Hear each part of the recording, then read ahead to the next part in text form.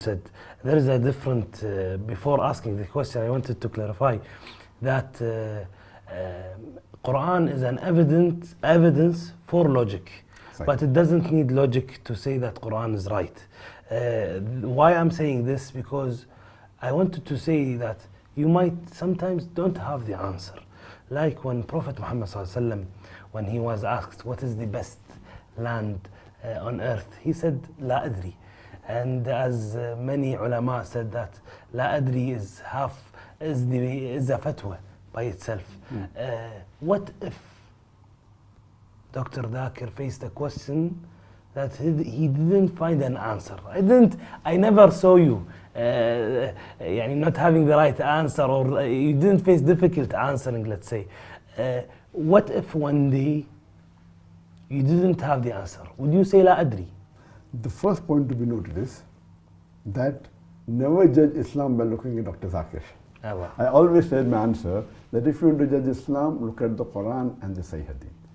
And the example I always give, that if you want to judge how good the latest Mercedes car, that is SEL 600 2017, how good is it?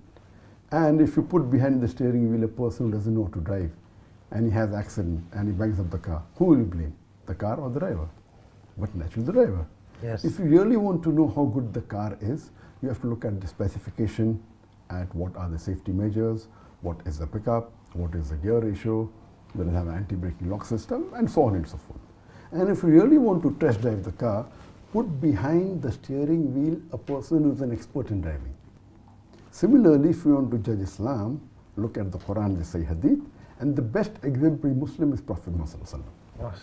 As far as the question is concerned that what will happen if I don't know the answer. Yes. Point to be noted that if you know Ahmad bin Hanbal, may Allah have mercy on him, he was a great scholar, he was a great imam.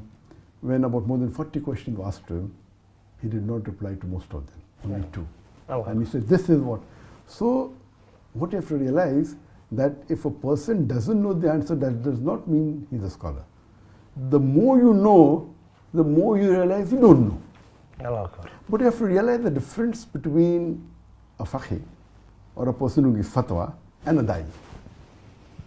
The difference is that a person who is asked a fatwa, he has to really give the answer in black and white. We as a da'i, when I give a lecture on Quran and modern science, for example, I study all the verses of the Quran dealing with science, I do my research, and I have a list of maybe 200 questions that can be asked on it. I'm prepared. I know my portion. So when about 20 questions are asked, 19 are already from my list. So that's the reason you see me giving references. I'm not Hafiz al-Quran. I do my homework. There are questions which are asked the first time in my life. For example, the question on Iqra. Yes. And I didn't know the answer, but Allah helped me. So many. If not, let's say if you didn't have the Yes, I'll come to it. Good. I'll come to it. So number one is I do my homework. You don't like interrupting. No problem. This is what you do when people ask you. But now I'm not in another debate. No. I can ask whenever I want. Sure, you're most welcome. You're most welcome. I'll come to it. The thing is that because my homework is done, normally because I've seen most of the most common questions that can come from the Quran, Hadith. If I'm giving a talk on women's rights in Islam, I do research on women, all the verses I try and do my homework. Yet there have to be questions which are not known. Out of those questions which are not known, Alhamdulillah, most of the time Allah helps. There are certain questions that I've answered maybe 100 times, and no one has counter questioned. And somebody counter questions it and I'm stuck. I'll give you one more example. Always give the famous answer if you know the answer, of course you'll be knowing, about the hijab. There are two twin sisters. Equally beautiful. One is wearing the Islamic hijab, the other the Western clothes, and they're walking down the streets. Who will a hooligan tease? A person wearing short skirt or a low neck? The answer is but natural person wearing the Western clothes. Now one lady in Dubai said, the man will tease the one wearing the hijab. And I said, why? Because you like to see what is inside behind. And my daughter in the audience said, Khalas, now Abba is stuck. And no one.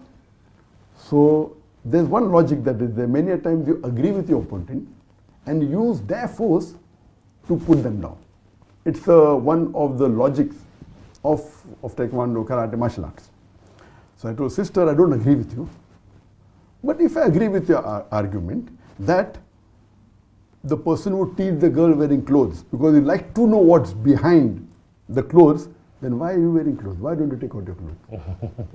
And she was shocked. I said, actually, you're only saying something which you don't believe in. If you believed in that, then why are you wearing clothes? You should walk without clothes. So sometimes we have to use mantik and logic. Now coming to your question that, what if Dr. Zakir Naik doesn't know? As I told you, as a da'i, because with the homework we know most of it, many times Allah helps. And many a times we try, even though many a times I may know that the answer is not 100%, I try and give a close answer. But that happens rarely, rarely. Close answer so that the people on the opposite side, that I'm da'i, I'm not giving a fatwa on Islam. But surely if it's something which is not related, for example, if they ask me something about engineering, or if they ask me a question which is not related to my field. So I say that you call a heart specialist and you're asking him a question on common cold. So when sometimes people ask me questions which are unrelated, so I make it a point to tell them that I am specialized in Islam and comparative religion. Don't ask me questions outside the field. And sometimes they may ask me questions in the field. At that time, because being a da'i, I try and give a logical reply, because many a times a non-Muslim, he doesn't understand the concept of Islam. Yes. That it is not that we know everything. But let me interrupt you and ask you this question. Muhammad sallallahu alaihi wasallam is a da'iya too. Of course. And he's a messenger of Allah. And the messenger of Allah. Yes, you're right. There's a world of a difference being a da'i and a messenger and the normal da'i. صحيح. لكن he also replied with لا أدري. Of course. So 100%. I want to hear that. So do you think that it's okay to say لا أدري when it's a question? If you don't know at all, best to say. When I train my students, I tell them, if you don't know the answer, better say I don't know rather than put your foot in the mouth. That's the reason I tell that if a question is there which is not in my field, I say this is not my field at all.